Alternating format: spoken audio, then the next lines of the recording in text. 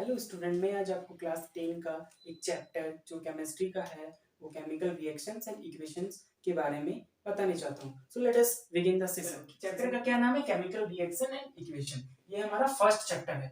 Session को start करने से पहले थोड़ा चैप्टर के बारे में कंटेंट को जान लेते हैं कि क्या क्या हमको पढ़ना है। ठीक है, पहला टॉपिक आपको क्या? Chemical reaction.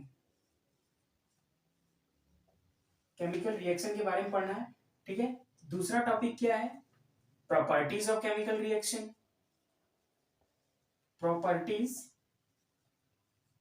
Of chemical reaction. ठीक है, तीसरा क्या है?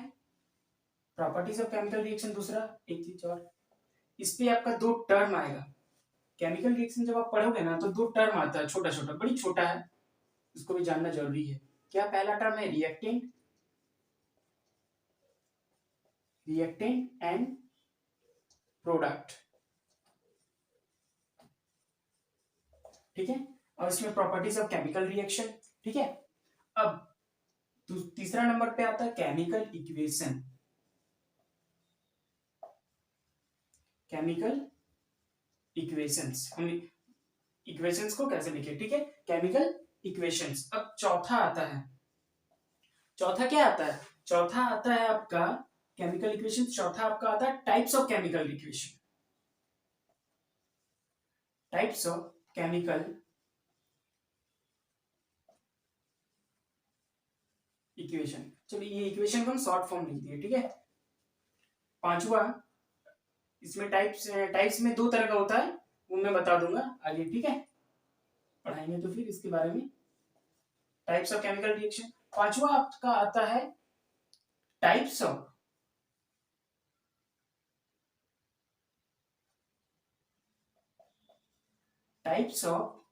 Chemical reaction.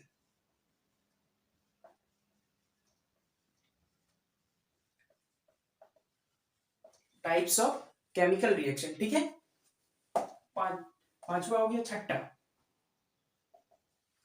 आता है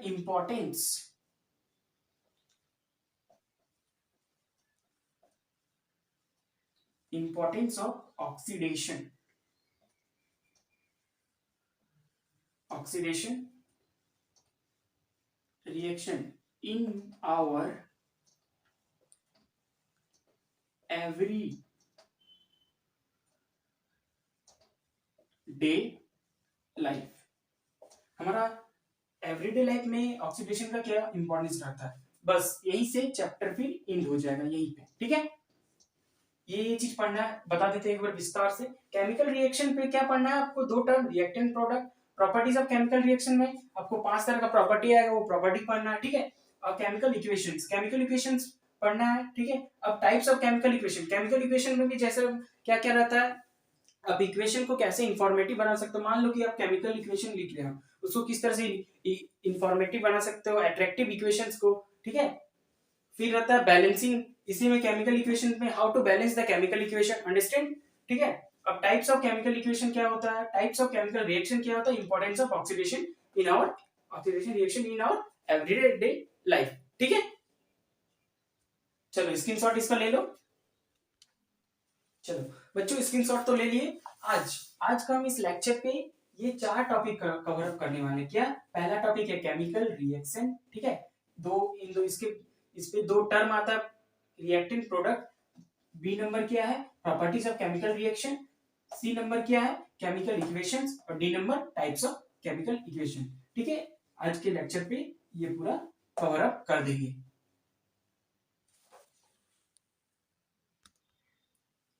तो चलो बच्चों, आज हम जानते हैं केमिकल रिएक्शन होता क्या है। पहले एक नॉर्मल सा भाषा में जान लेते हैं, नॉर्मल लैंग्वेज में, जो केमिकल रिएक्शन का मतलब। केमिकल रिएक्शन का मतलब तुम डेली लाइफ में क्या क्या देखते हो केमिकल रिएक्शन, चलो वो चीज थोड़ा सा डिस्कस कर लेते हैं। पहला क्या देखते हो, जैसे अब तो मिल्क है ये। ठीक है, मिल्क, अब इसको ना कर्ड पे जमा दिए, मतलब दही पे, दूध दही से जमना, ये एक आपका केमिकल रिएक्शन का एग्जांपल हुआ जो डेली लाइफ में हम देखते हैं। ठीक है, पहला दूसरा क्या है, digestion of food, digestion of food, food का डाइजेस्ट होना। क्या तीसरा क्या है, डाइजेशन ऑफ फूड, दूसरा है। तीसरा क्या है, रिपेनिंग, रिपेनिंग ऑफ फ्रूट, फल का पकना। चौथा क्या है, इनडाइजेशन, क्या इनडाइजेशन ऑफ फूड, ठीक है, जिसको हम क्या बोलते हैं, एसिडिटी, एसिडिटी बोलते हैं। ठीक है, ये देखो एक नॉर्मल सा केमिकल रिएक्शन आप डेली लाइफ में देखने को मिलता है। क्या कि ये मिल्क, दूध से दही जमाना, digestion of food, ripening of fruits, indigestion of food, जिसमें एसिडिटी, ये नॉर्मल सा चीज केमिकल रिएक्शन हम लोग को डेली लाइफ में दिखाई मिलता है। तो उम्मीद करते हैं कि थोड़ा तो कुछ भी, थोड़ा सा भी कॉन्सेप्ट आपका केमिकल रिएक्शन का कुछ घुसा है ना दिमाग पे। तो अब केमिकल रिएक्शन का एक सटीक, ये तो इसमें ये तो एग्जांपल देने से या ये नॉर्मल लैंग्वेज से तो काम नहीं चलने वाला है। एग्जाम पे आपको, एग्जाम पे एक बेहतर सा डेफिनेशन लिखना है, तभी आपको मार्क्स गेन कर सकते हैं। तो चलिए स्टूडेंट, हम अब केमिकल रिएक्शन का एक बेहतर सा डेफिनेशन लिखते हैं ताकि आप एग्जाम में भी उसे मार्क्स अच्छा सा गेन कर पाए। ठीक है, केमिकल रिएक्शन, केमिकल रिएक्शन क्या होता है, it is the process, it is the process in which new substance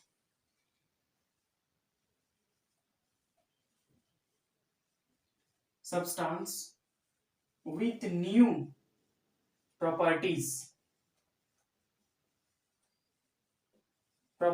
are formed.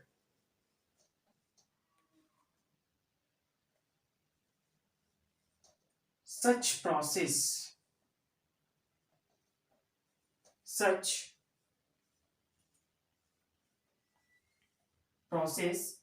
are called क्या, केमिकल रिएक्शन।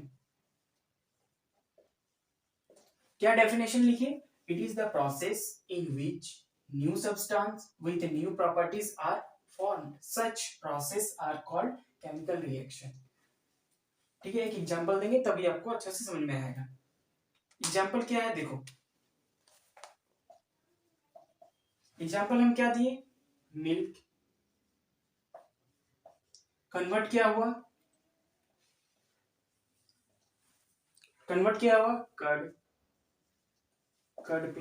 तो देखो यहाँ पे क्या बोल रहा है, new substance with new properties are form. क्या बोला, new substance with new properties are form. तो देखो एक हमारा यहाँ न्यू सब्सटेंस फॉर्म नहीं हुआ, यहाँ पे देखो तो यहाँ पहले क्या था, ये मिल्क सॉलिड फॉर्म में था। अब जब केमिकल रिएक्शन हुआ तो क्या बना, सॉरी मिल्क तो लिक्विड फॉर्म में था यहाँ पे, सॉरी मिल्क क्या था यहाँ पे, लिक्विड फॉर्म पे। ठीक है, अब ये क्या हो गया, सॉलिड फॉर्म पे।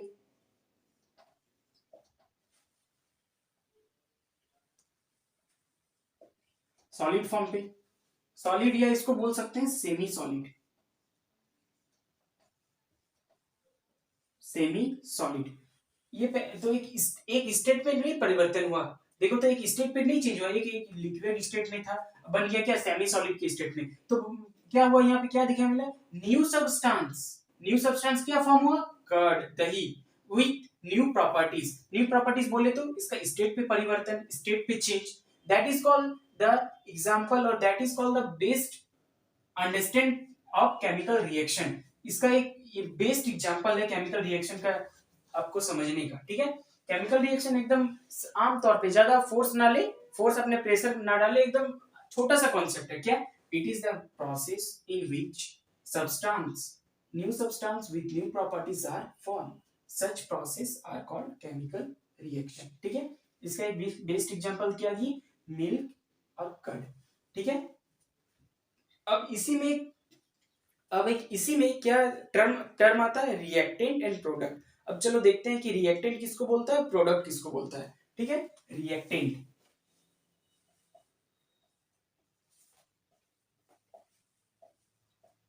रिएक्टेंट, ठीक है। अब रिएक्टेंट किसको बोलता है, अब प्रोडक्ट। रिएक्टेंट क्या बोलता है, किसको बोलता है, those substance,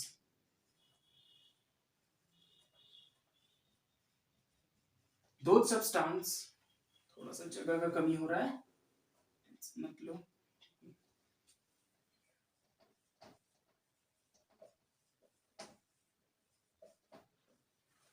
those substance in which take part in a reaction, such substance are called क्या, रिएक्टेंट, रिएक्टेंट, ठीक है। प्रोडक्ट अब किसको बोलते हैं, इसको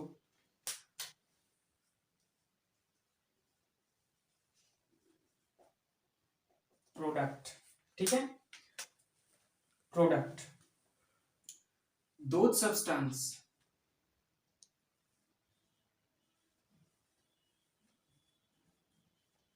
in which produce as a result such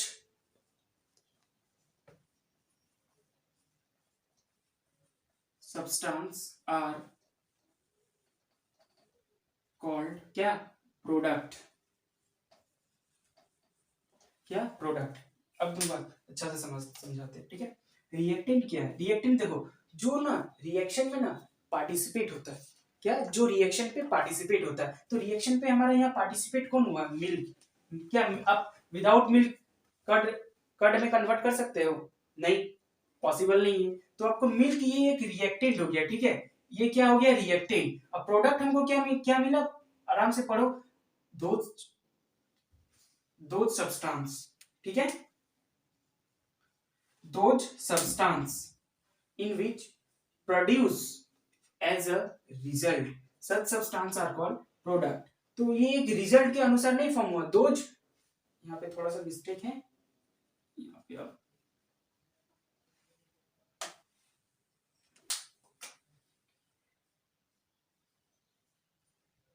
those new substance लिख लो, ठीक है, those new substance, those new substance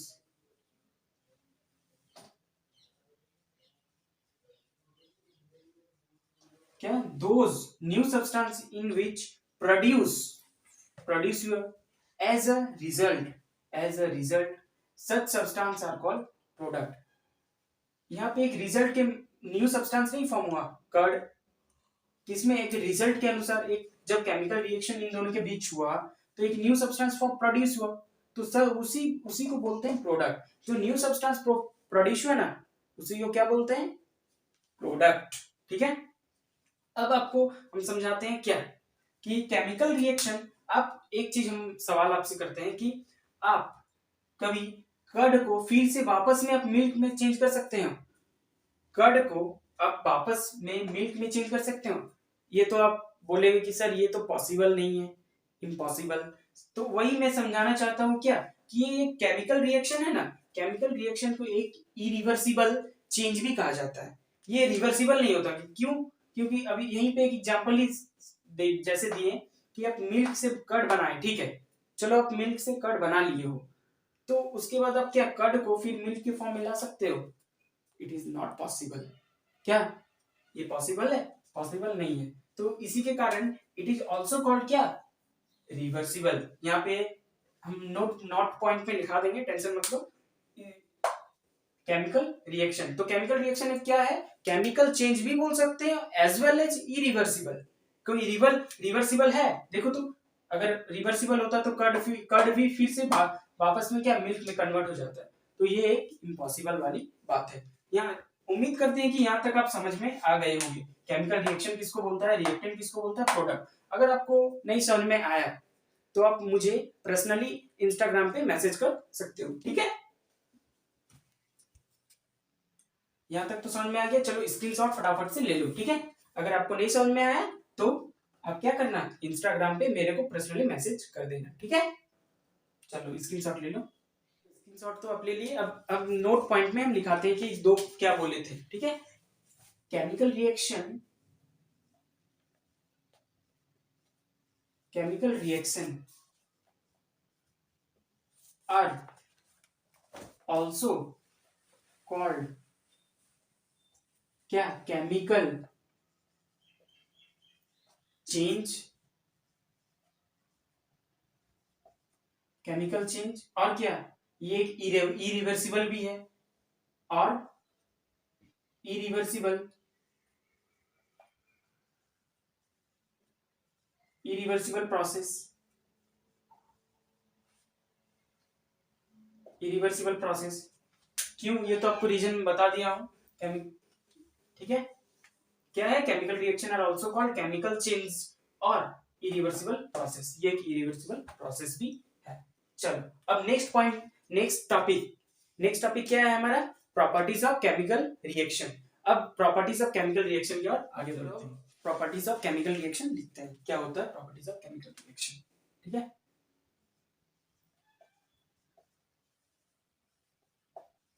properties of chemical क्या रिएक्शन। पहला प्रॉपर्टी क्या होता है जान, पहला प्रॉपर्टी होता है evolution of gas, evolution of क्या, गैस। दूसरा प्रॉपर्टी क्या होता है, दूसरा प्रॉपर्टीज फॉर्मेशन,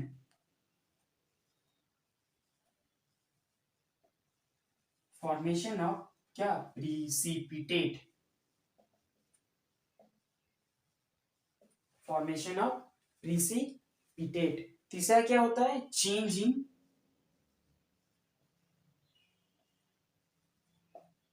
क्या, चेंज इन कलर, कलर। चौथा क्या, change in state, change in state, change in state. पांचवा क्या होता है, चेंज इन टेम्परेचर,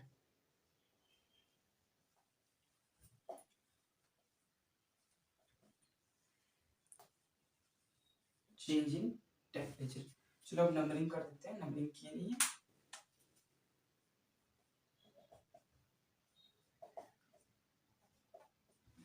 ठीक है, पहला क्या, इवोल्यूशन ऑफ गैस। 5 प्रॉपर्टी होता है, जान लो प्रॉपर्टीज ऑफ। मान लो अगर तुमको एग्जाम में पूछा कि what are the properties of chemical reaction, तो केमिकल रिएक्शन का प्रॉपर्टीज क्या क्या होता है, 5 प्रॉपर्टीज। क्या, अच्छा से जान लो, evolution of gas, formation of precipitate, change in colour, change in state, change in temperature. अब मैं एक एग्जांपल देता हूं, ठीक है, उसकी उसी के एग्जांपल में सबको मैं एक्सप्लेन कर दूंगा वन बाय वन। चलो एग्जांपल लिखने दो हमको पहले।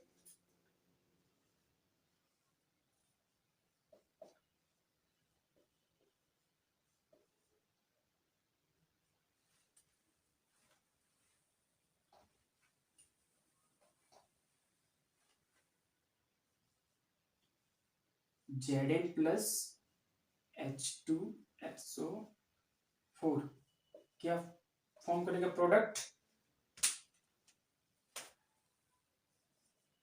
ZnSO4 प्लस H2 गैस, ठीक है, ठीक है, इतना तो समझ में आया। अब चलो एक एक वन बाय वन को हम प्रॉपर्टीज को क्या एक्सप्लेन करते हैं। यहाँ पे ना, सॉरी एक चीज लिखने भूल गए, ये जिंक ना यहाँ पे मेटल है, ठीक है, मेटल के फॉर्म में लिया गया है इस रिएक्शन पे, और इसको सल्फ्यूरिक एसिड को डाइल्यूट के फॉर्म में लिया गया है, ठीक है। और ZnSO4 H2, बन गया प्रोडक्ट। और हम ये हमारा क्या है, क्या बोले थे, क्या बोले थे इसको, प्लीज कमेंट करके बोलो। ठीक है, ये हमारा रिएक्टेंट है और ये हमारा प्रोडक्ट। ठीक है, रिएक्टेंट प्रोडक्ट। अब अच्छा से समझाते हैं। जैसे रिएक्शन हो रहा है, ये रिएक्शन हो रहा है, इस बीच जैसे रिएक्शन हो रहा है, इस बीच एक रिएक्शन जैसे हो गया, पूरा हो रहा प्रोसेस पे, होने के बाद जो प्रोडक्ट फॉर्म हुआ क्या, ZnSO4 प्लस H2। H2 क्या है, गैस। हम एरो क्यों थी, क्योंकि ये एक गैस है, गैस के फॉर्म में प्रोड्यूस हुआ। ठीक है, तो वही बोल रहा है evolution of gas.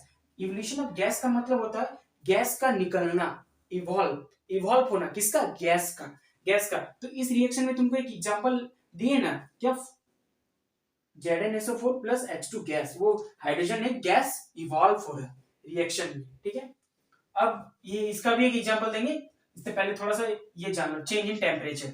Change in temperature, change in temperature, जब ये रिएक्शन किसी इंस्ट्रूमेंट में होगा ना, मान लो कि लेबोरेटरी इंस्ट्रूमेंट तो जानता होगा, बीकर, टेस्ट ट्यूब वगैरह, मान लो ये बीकर पे रिएक्शन हो रहा है, तो उस रिएक्शन के दौरान ना कुछ टेम्परेचर में चेंजेस आएगा।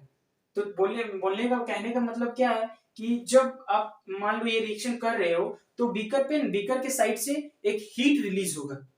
ठीक है, वो हीट फील, अगर उसको टच करोगे बीकर को, तो वो एक अपना हीट प्रोड्यूस होगा। ठीक है, तो वही बोल रहा है change in temperature, change in temperature. ठीक है, अब चेंज इन स्टेट, यहीं पे एक स्टेट हम तुमको एग्जांपल दिखा दे रहे हैं। जैसे यहाँ पे एक H2SO4 मॉलिक्यूल में था H2, लेकिन रिएक्शन के दौरान के बाद क्या हो गया, गैस में कन्वर्ट हो गया। तो स्टेट में नहीं चेंजेस हुआ, ये मॉलिक्यूल में था, तो मॉलिक्यूल मान लो कि डाइल्यूट लिए हैं, तो ये एक लिक्विड फॉर्म में होगा हाइड्रोजन इस मॉलिक्यूल पे, लेकिन यहाँ पे उसके बाद जो रिएक्शन होने के बाद ये H2 क्या, गैस में कन्वर्ट हो गया। तो चेंज इन स्टेट, समझा ना, चेंज इन स्टेट। ठीक है, इतना तो समझ में आ गया। क्या कौन सा प्रॉपर्टी समझा, एक पहला इवोल्यूशन ऑफ गैस, दूसरा क्या, change in state, change in temperature. Evolution of gas कैसे हुआ, दिखाई दे रहा है तुमको, यहाँ हाइड्रोजन गैस रिलीज हो रहा है। ठीक है, इवोल्यूशन ऑफ गैस का मतलब क्या, गैस में, गैस का प्रोड्यूस होना, किसमें, रिएक्शन के दौरान।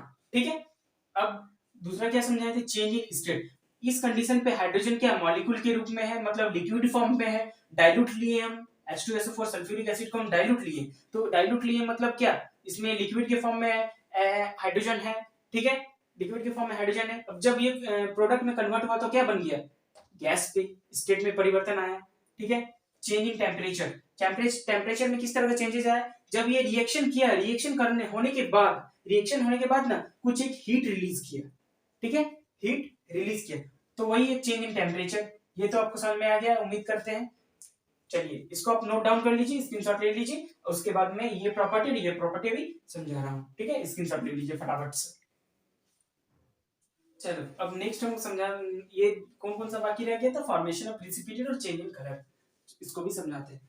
जब जब KMnO4, इसको क्या बोलते हैं, इसका मॉलिक्यूलर नेम पता है, चलो बता देते हैं, पोटेशियम पर मैंगनेट, पोटेशियम पर मैंगनेट, क्या, पोटेशियम पर मैंगनेट। ये एक पर्पल कलर का होता है। ठीक है, जब इसमें लेमन जूस, क्या, लेमन जूस इसमें ऐड किया ना, ये पर्पल कलर था, लेकिन रिएक्शन होने के बाद क्या बना, कलरलेस। तो ये एक एग्जांपल, बेस्ट एग्जांपल किसका हुआ, चेंज इन कलर का, किसका, चेंज इन कलर। ठीक है, KMnO4, जब लेमन जूस डाला KMnO4 पे, पर्पल कलर का था और ये बन गया कलरलेस। ठीक है, आपको अगर नहीं याद रहता तो एक में हम साधारण सा एग्जांपल देते हैं। कभी आप आम खाए हो, कच्चा आम, वो पहले अंदर में क्या रहता है, व्हाइट व्हाइट कलर का लगता है, मतलब क्या, वो दिखता है व्हाइट कलर का। जब वो पक जाता है, पूरा रिपेनिंग हो जाता है, तो फिर क्या, पीला कलर का दिखता है। तो ये केमिकल रिएक्शन है, किसमें, किस प्रॉपर्टी के लागू कर रहा है, किस प्रॉपर्टी को फॉलो कर रहा है, चेंज इन कलर पे, किसमें, चेंज इन कलर। ठीक है। अब इससे और बेस्ट एग्जांपल क्या दे, यही एक, अभी आम का सीजन भी आ रहा है, ठीक है। और दूसरा क्या था, चेंज इन कलर हो गया था। अब फॉर्मेशन ऑफ प्रिसिपिटेट, जब PbNO3 का होल 2 प्लस 2Ki रिएक्शन हुआ, बना क्या, PbI2 प्लस 2KNO3।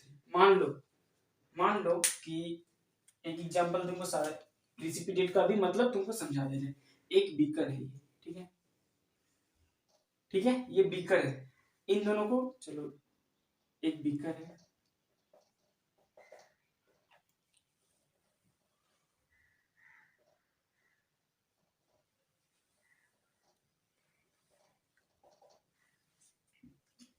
ये बीकर है, ये दोनों रिएक्शन किया, ठीक है, ये दोनों यहाँ पे लिखे, छोटा छोटा लिख रहे, थोड़ा सा दिखाई नहीं देगा ये भी,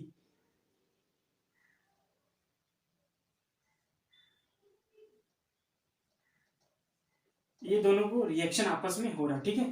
रिएक्शन होने के बाद जब ये रिएक्शन रिएक्ट पूरी तरह से हो गया, तब ना एक इंसॉल्युबल सब्सटेंस, इंसॉल्युबल पदार्थ जाके नीचे में यहाँ पे बैठ गया, ठीक है, इंसॉल्युबल सब्सटेंस ये जाके बैठ गया।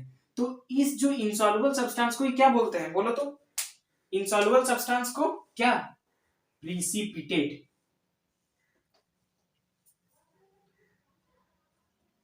प्रिसिपिटेट। लेकिन ये किस कलर का फॉर्म हुआ, येलो कलर का, येलो कलर का एक प्रिसिपिटेट फॉर्म हुआ, जब PbNO3 का होल 2 प्लस 2Ki आपस में रिएक्ट किया, ठीक है। मान लो कि रिएक्शन ऐसे तो हम नहीं दिखा पा रहे, लेकिन अभी कोशिश कर रहे कि आपको अच्छी तरह से कॉन्सेप्ट को क्लियर कर दे, ठीक है।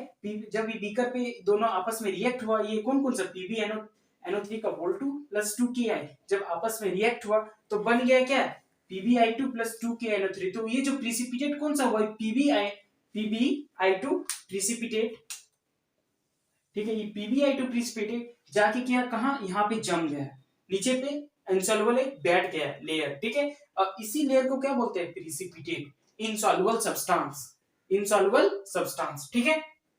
या तो समझ में आ गया। चलो और एक हम एग्जांपल देते हैं किसका, चेंज इन स्टेट का, चेंज इन स्टेट का जो डेली लाइफ में आप देखते हो, ठीक है। जब आपका घर पे मान लो कि इन्वर्टर नहीं हो और लाइन चला गया है, तो आप क्या करते हैं, इस कंडीशन पे कैंडल जलाते हो, क्या, कैंडल जलाते हो। तो उसका बेस्ट एग्जांपल मैं दे रहा हूं, ठीक है, burning of wax, candle, candle, मान लो ये कैंडल जल रहा है, ठीक है, कैंडल जल रहा है, ठीक है। अब ये तो जल रहा है, लेकिन ये इधर से दिख रहा है ना, ये मेल्ट हो रहा धीरे धीरे, क्या हो रहा, मेल्ट हो रहा। और कुछ देर बाद देखे ना, ये कैंडल इतना बड़ा था, दिखाई मिल रहा है इतना छोटा, दिखाई मिल रहा है इतना छोटा। तो ये धीरे धीरे जल के मेल्ट हो गया।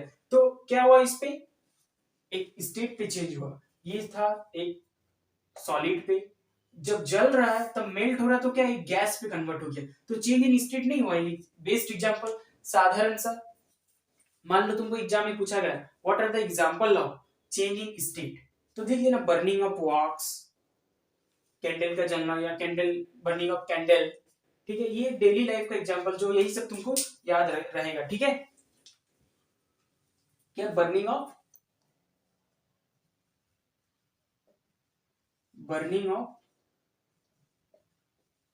कैंडल, ठीक है।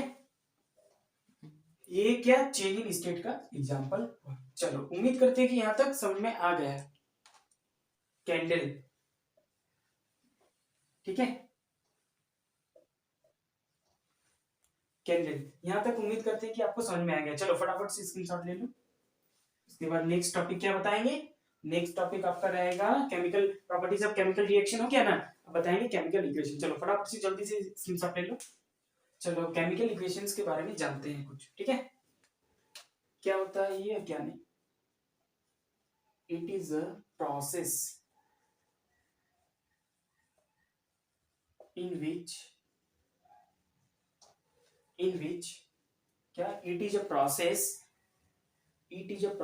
in which to represent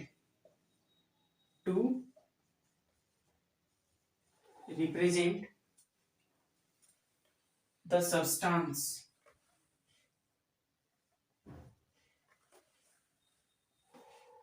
to represent the substance with the help of with the help of with the help of symbol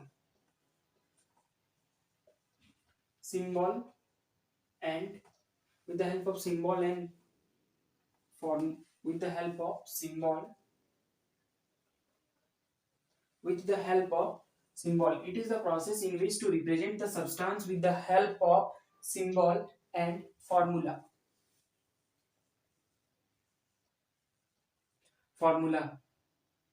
that involve formula.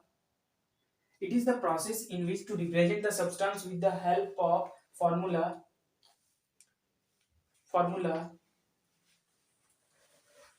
It is the process in which to represent the substance with the help of symbol and formula that involve involve in a chemical reaction. Such process are called क्या chemical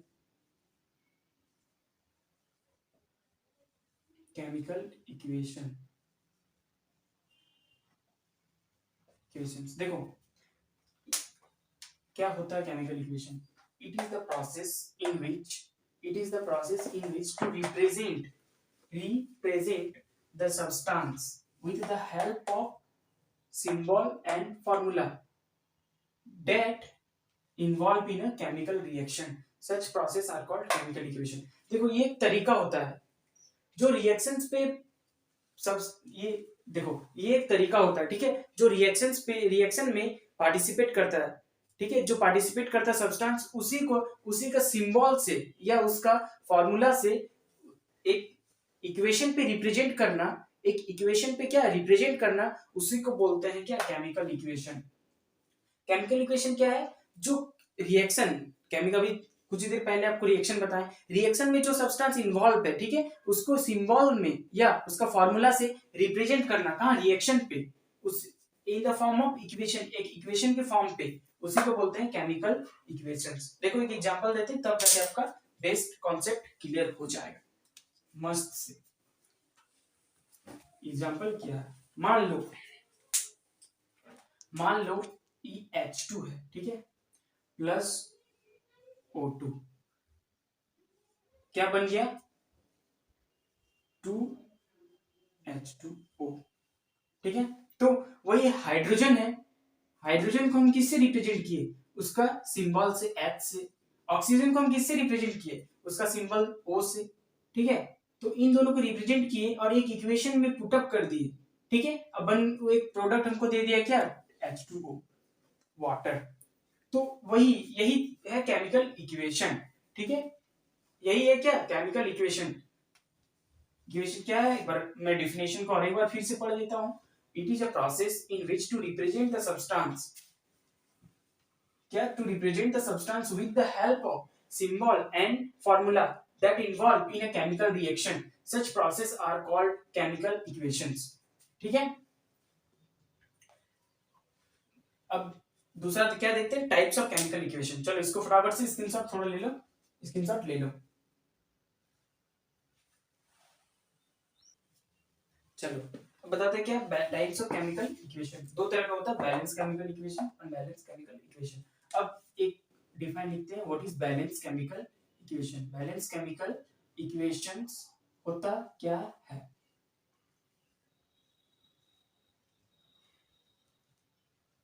balance chemical equation, it is an equation, क्या ये एक equation है. It is an equation in which equal numbers in which equal number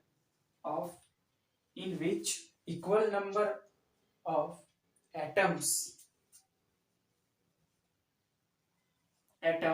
of क्या different element.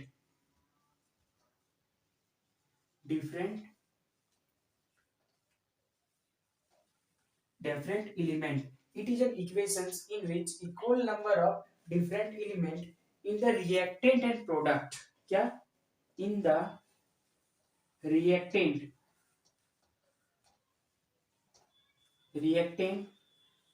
and क्या product.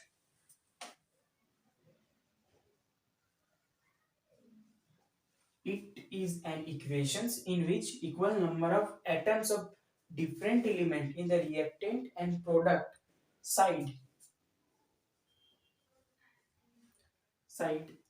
are called क्या balance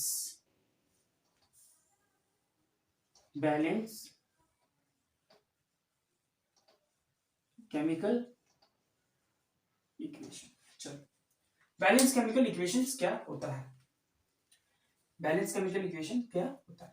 it is an equation, ये एक equation है in which equal numbers of atom of different element in the reactant and product side are called balance chemical equation. मतलब जो reactant, मतलब कहने का मतलब क्या बोल रहा है कि जो एलिमेंट होगा ना रिएक्टेंट में भी और प्रोडक्ट में भी क्या होगा? सेम होगा, इक्वल नंबर पे होगा. जैसे एक एग्जांपल आपको देते हैं. एग्जांपल अभी मैं जो दिया हुआ था क्या H2 प्लस O2 क्या फॉर्म करेगा?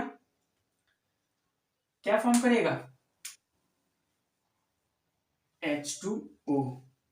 ठीक है, फॉर्म करेगा 2H2O. सॉरी. तो यहां पे देखो तो बैलेंस केमिकल इक्वेशंस के अनुसार देखो तो ये क्या बोल रहा है कि यहाँ पे भी दो हाइड्रोजन एटम है, यहाँ पे भी क्या दो ऑक्सीजन एटम है. कुल मिला के यहाँ पे कितना?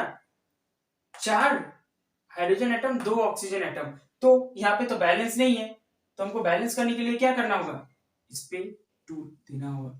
तो हो गया ना बैलेंस. अब देख लो ये क्या है? रिएक्टेंट. अब क्या है? ये रिएक्टेंट साइड, ये प्रोडक्ट साइड. ठीक है, रिएक्टेंट साइड में कितना? 4 hydrogen atom, 2 oxygen atom. Product side में देखो 4 हाइड्रोजन एटम, 2 ऑक्सीजन एटम. तो ये प्रूव हो गया, कहीं ना कहीं ये प्रूव हो गया. क्या प्रूव हुआ? कि बैलेंस केमिकल इक्वेशन जो है वो equal number of different element in the reactant and product side, equal number of atoms होगा किधर? रिएक्टेंट साइड में भी और प्रोडक्ट साइड में भी. Balance chemical equation. ये तो समझ में आ गया. चलो अब देखो एक चीज गौर करो, रिएक्टेंट साइड में भी atoms, number of atom equal है और प्रोडक्ट साइड में भी नंबर ऑफ एटम इक्वल है. ठीक है, और थोड़ा सा इसके बारे में डीपली थोड़ा सा और जान लेते हैं. ठीक है, इसको स्क्रीनशॉट ले लो फटाफट से. चलो अब बैलेंस केमिकल इक्वेशंस का थोड़ा सा और अच्छा से इस कॉन्सेप्ट को क्लियर करते हैं क्या होता है. मान लो कि हाँ, और एक एग्जांपल देखते हैं. क्या बैलेंस केमिकल इक्वेशंस का क्या और एक एग्जांपल देते हैं. चलो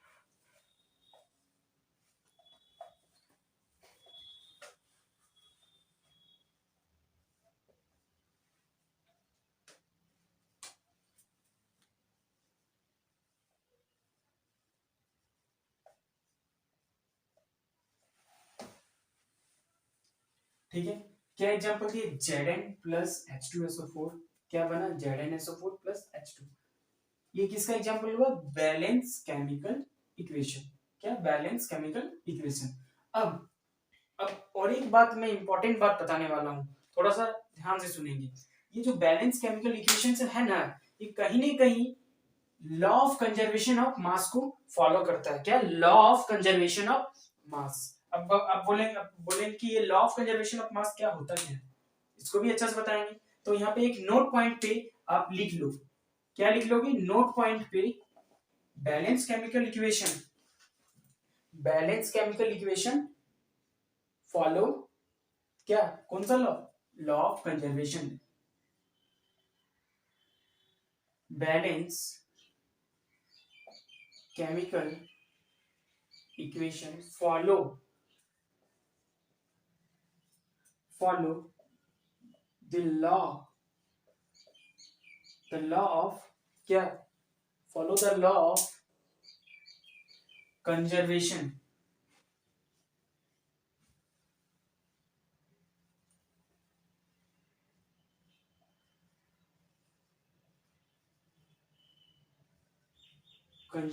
of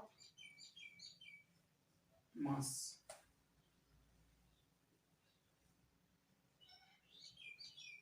ठीक है, क्या फॉलो करता है, balance chemical equation follow the law of conservation of mass. मान लो कि एग्जाम में तेरा ऑब्जेक्टिव पूछ दिया है which law follow the balance chemical equation, तो क्या अगर ऑप्शन में रहा law of conservation of mass, Newton's law, gravitational law और क्या कांस्टेंट लॉ, मान लो दे दिया, तो पहला ऑप्शन में क्या था law of conservation of mass, तो किसको मारोगे law of conservation of mass को। ये एक नोट पॉइंट है, इंपॉर्टेंट पॉइंट। अब बात करें कि law of conservation of mass होता क्या है। ठीक है, थोड़ा सा इसके बारे में चर्चा है, अभी इसको हम कर देते हैं कि law of conservation of mass होता क्या है।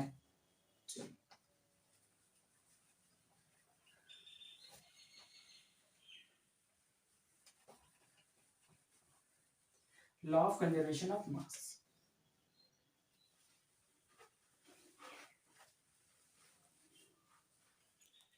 law of conservation of mass, this law state that this law state that this law state that matter, noted comma दे दो, matter can neither be created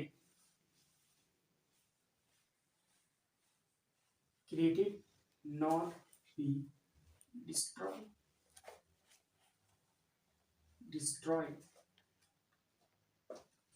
क्या बोलता है ये लॉ, क्या बताता है कि this law state that matter can neither be created not be destroy. अब रिएक्शन के दौरान चलो हमको ये जो लॉ ऑफ कंजर्वेशन एक बैलेंस केमिकल इक्वेशंस की और से समझना चाहिए। ठीक है, क्या होता है law of conservation of mass, this law state that matter can neither be created nor be destroy. ना तो मैटर को हम लोग क्रिएट कर सकते हैं ना, या तो प्रोड्यूस कर सकते हैं बोलेंगे दूसरी लैंग्वेज पे, और ना तो हम इसको डिस्ट्रॉय कर सकते हैं। जैसे यहाँ पे जिंक है, यहाँ पे H2SO4 है, तो क्या बन गया ZnSO4 प्लस H2, यहाँ पे कुछ ZnSO4 प्लस H2। ठीक है, तो इन दोनों के बीच जो मास है एक कांस्टेंट, मान लो कि इतना अमाउंट 2 ग्राम जिंक लिया है। ठीक है, एक कांस्टेंट अमाउंट पे या तो एक कुछ अमाउंट पे जिंक को लिया होगा। ठीक है, तो जो जिंक अब कुछ भी अमाउंट पे लिया है, ये भी कुछ अमाउंट पे लिया है, तो प्रोडक्ट भी क्या उसी अमाउंट पे भी प्रोडक्ट बनेगा। मतलब मान लो कि जिंक को लिया है 2 ग्राम और H2SO4 को क्या कितना, इसको भी चलो मान लो 2 ग्राम, टोटल कुल मिला के क्या 4 ग्राम, क्या प्रोडक्ट 4 ग्राम का नहीं बनेगा, प्रोडक्ट भी 4 ग्राम का ही बनेगा। ठीक है, तो वही बोलना चाह रहा है कि matter can neither be created not be destroyed. ना तो हम ये जो मैटर ये एक सब्सटेंस ही है, मैटर किसको बोलता है anything which occupy some space and some volume, तो ये एक मैटर है। ये मैटर जो मान लो कि इतना वेट पे लिया है, क्या इस प्रोडक्ट को हम लोग आपस क्या बोलते हैं इसको, ना तो डिस्ट्रॉय कर सकते हैं ना तो क्रिएट, तो ये बन के कितना वही 4 ग्राम में ही आएगा। क्या समझा, 4 ग्राम पे ही आएगा, तो 4 ग्राम पे ही आएगा। तो कहने का मतलब क्या है कि this law state that matter can neither be created not be destroyed. ये कौन सा लॉ, कौन सा इक्वेशन फॉलो करता है, बैलेंस केमिकल इक्वेशन फॉलो करता है। किस लॉ को, law of conservation of mass, law of conservation of mass को। अब नेक्स्ट टाइप क्या है केमिकल इक्वेशंस का, नेक्स्ट टाइप है तेरा unbalance chemical equation unbalance chemical equations. अब ये क्या होता है, चलो इसको भी बताते हैं। इसमें तो बैलेंस में क्या था, इक्वल नंबर ऑफ एलिमेंट था, रिएक्टेंट और प्रोडक्ट दोनों था। लेकिन इसमें अब क्या होता है, अनबैलेंस। आपको पढ़ने से ही पता तो लग जा रहा है कि अनबैलेंस केमिकल इक्वेशन उसका क्या होगा, बैलेंस केमिकल का अपोजिट होगा। तो जानते हैं, it is an equation in which equal number of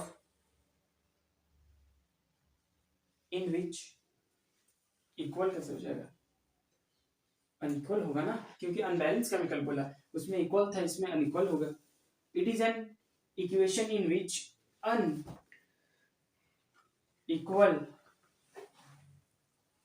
number of atom of different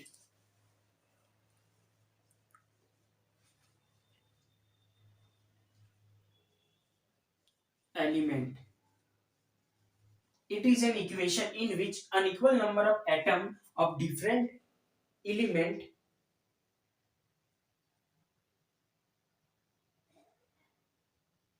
it is an equation in which unequal number of atom of different element in the reactant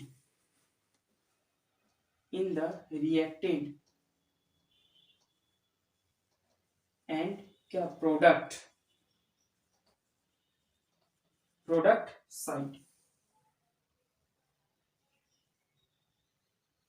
side is called unbalanced chemical equation. तो unbalance chemical equation क्या होता है, it is an equation in which unequal number of atoms of different element in the reactant and product side. Unequal number of different element reactant and product side में होता है, ठीक है। Is called, उसी equations को क्या बोला जाता है, अनबैलेंस केमिकल इक्वेशन। जैसे एक एग्जांपल देने से आपको बेहतर समझ में आएगा। एग्जांपल देते हैं, H2 प्लस O2 क्या बना,